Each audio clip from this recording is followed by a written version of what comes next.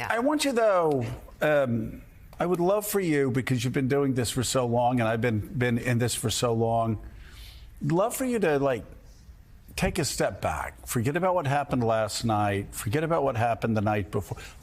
Let's look at the last month and try to put into perspective for people who may just now be focusing on politics how extraordinary this past month has been in American politics. It will be a month in American politics that is being discussed 50 years from now in discussions like this. It will be the one that people will be comparing other stunning events in the future that we don't know about that might happen. And they'll say, well, remember, in 2024, there was that amazing moment where Joe Biden decided not to run, and 27 minutes later, he endorsed his vice president for the nomination. And really, that was all it took to create what happened here. When you really see how that day unfolded, the Clintons endorsed about an hour after Joe Biden. That nomination was locked in within 90 minutes after Joe Biden decided that he wasn't going to run. Formally, it took over 24 hours for Kamala Harris to actually assemble formal commitments from the number of delegates it would take for her to get it. But the nomination in a day, that's what her campaign for the nomination ended up being. And that's very clearly what Joe Biden wanted, because all of the discussions about Joe Biden dropping out, they always included what, for me, sounded like an element of chaos, a large element of chaos. And then let's go find a candidate. There were preposterous suggestions like turning Bill Clinton and Barack Obama into talk show hosts who would host shows inviting a few of these candidates who they would select, crazy stuff that could never happen.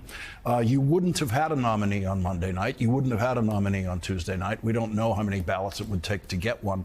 And I think what Joe Biden saw in all of those discussions was, if I step down, I have to prevent chaos. And that endorsement was the thing that prevented the chaos. It put everything on track to everything you're seeing now. Let me ask you this question as well. In all your years in politics, have you ever seen a political figure surprise, stun critics, even supporters, as much as Kamala Harris?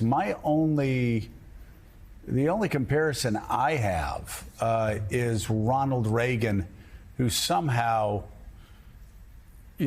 overnight turned from a B-list actor and a clown into, according to his critics' perception of him, to a guy that won landslides and started a political revolution or counter-revolution. Right. And it wasn't overnight. There was the governorship. There was more than one presidential, there's more than one attempt by him to get the Republican nomination. And I will say, too, there's such a great... And the same thing with Kamala Harris. It wasn't overnight. There was the 76 convention speech when Gerald Ford made the worst mistake ever by saying, come on down, Ronald Reagan, I've just beaten you, but come on down and speak. And then Reagan gave one of the great speeches in Republic. So you're right. This is like the Beatles were not an overnight sensation. They played in Hamburg 20 hours a night. So here's what's true about the comparison.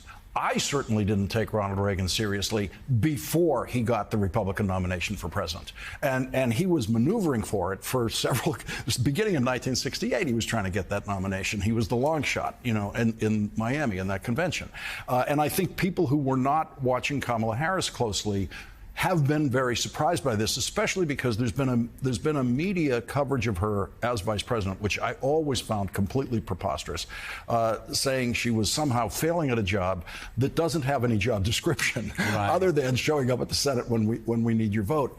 I've known her since 2009, since she was the San Francisco district attorney. I had some people in L.A. say to me, hey, come and meet the female Obama. And I didn't know who this was. And I went to a law firm in Century City, about a dozen lawyers listening to this San Francisco DA. I listened to her for about 10 minutes, and I think, oh, okay, this is the female Obama. Yeah. This is the one who can become president of the United States. So I've been completely unsurprised. I knew she would go from San Francisco DA to something statewide. It turned out to be Attorney General. I firmly believed she was going to win that race. Turned out to be a real squeaker because Karl Rove very much tried to stop her at that campaign. The Republicans were worried about her winning the Attorney General race statewide in California because they saw, Karl Rove saw how powerful she could be as a campaign presence, and they didn't want to see her win statewide in California.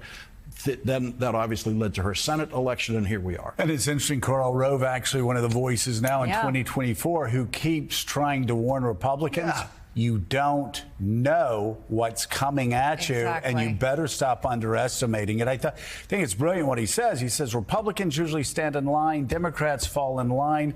Democrats, he said, this is the first time in my life I've seen them fall in line while they were falling in love. Exactly. That's an incredible comment on his part. So